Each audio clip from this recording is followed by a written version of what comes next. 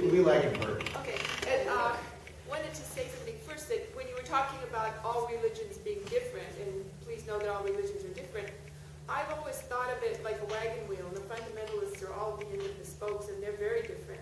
But all the mystics are right around the hub, and if you read the mystics of different religions, they're almost doing the same thing. So to me, it's also like, are you going to read a treatise about strawberry farming, or are you going to eat the strawberry? Who knows the strawberry better? And so my pertinent question is anybody up there who tasted the strawberry?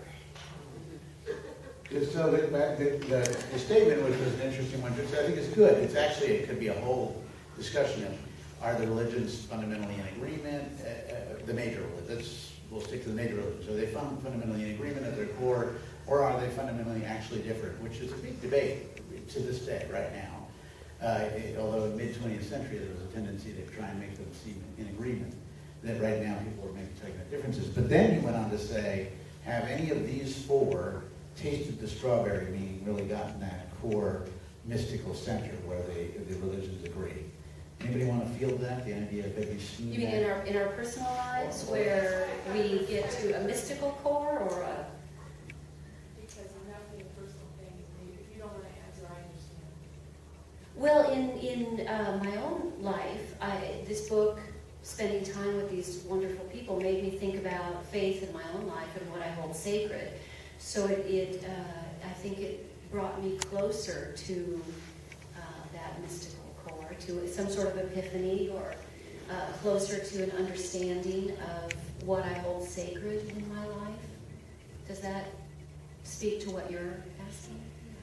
Well, one of the characters in the Harvard Psychedelic Club is Houston Smith, who was a scholar of world religions. And he was very much influenced by many people, including Aldous Huxley and this other guy named Gerald Hurd, who I'm writing a group biography about now. And Huxley wrote a book called The Perennial Philosophy, which is about that. It's about the common mystical core, the truth that runs through all religions, and what are those qualities. And he outlines them in this book. And so in that sense, I think all religions are the same at the deepest sort of mystical level.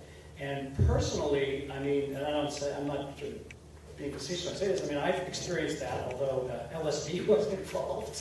but I mean, that's a joke, and it's not, because I think, millions of people, I think, had powerful mystical experiences with LSD, other psychedelic drugs. Steve Jobs, right? Steve Jobs is one of them, right? And then looked for kinder, gentler ways of making that connection and experiencing that truth. And that's exactly what the Harvard Psychedelic Club is about. It's about four guys who were kind of blasted on this journey. Timothy Leary, Richard Alpert, Houston Smith, and Andrew Weil are the four characters in this group biography. So I have experienced, and I have experienced it without drugs in other ways, just kind of personally in my life dealing with addiction and alcoholism and hitting bottom and having a same kind of a revelation that way. I think that's another way that a lot of people have deep religious painful religious experiences, but religious experiences by hitting bottom in some way, having a crisis in their life, going through some kind of transition. And that's actually one of the things I'm writing about in this next book, which is in my case, it's a very personal statement as opposed to my other books, which are more journalistic, sociological. It took me years after I left the Jehovah's Witnesses, to finally have my own epiphany and say, oh, I'm just human. I don't hold the responsibility of knowing if there is a God or not. And if there is, I do want to give him or her a sucker punch for some of the stuff that's happened in my life, But what's that? That's just an honest thing to share. Yeah, but my epiphany was, you know what? I don't need. It's not for me to know. I'm not going to pretend like I know and have any. And then I was just like set free after that. I was like, yeah, Could that freedom have been, in a sense, the mystical experience? exactly. That's where I got my strawberry. Yeah.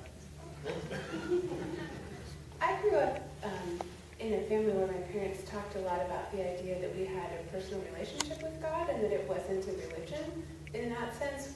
And for them, religion meant a set of practices that you might do in order to get things to work out well, and that can sometimes be kind of manipulative, But so for me, I would say I have moments of feeling close to God in a lot of different contexts. It happens very often in prayer, it happens often in the context of listening to music, but, I think for me it really is a relationship, and in a relationship I think you feel loved in a lot of different ways. Cool. Another, we got one right here from the cameraman. We'll see how it goes. Yes, ma'am. Okay.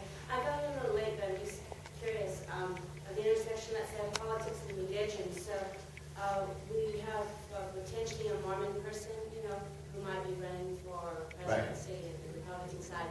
And I think back to JFK, of course, the first and only Catholic. And we survived the Catholicism. Well, Al Smith ran. Excuse me? Yes, Catholic vice president. we have a Catholic vice president, but Yeah, Al that Smith doesn't ran. matter. I mean, we're not president, leader of the free world. But yes, I'm sorry, your question. So, are you the person who spoke on Mormonism, or no? I got here late. Are you the person who spoke on I'm Mormonism? the moderator. You're the But go ahead, fire away. What's your question? So, the question is, what do you think is the relevance, or will be the relevance, if a Mormon Republican does run the presidency, and let's say prevails and wins, seeing as it has been called by one of his opponents already a cult, and many think of it as a cult? Good question. And of course, you can't think of more of a renegade than the original founder of Mormonism, who was certainly a religious renegade. What do you think of the idea, though, now that Mormonism is not, or Latter-day Saints are not rebels, quite like they were, of the idea of having a Mormon or a president? I think it's possible and probably will happen at some point. I don't think it's going to happen this time because of the way the Republican Party works and the coalition they have to build with the evangelical Christians, who are probably the most suspicious of Mormons, even though in terms of their politics and their values, they're more aligned with each other than anything else. But that may be our saving grace, that the Mormons and the evangelical Christians will fight with each other.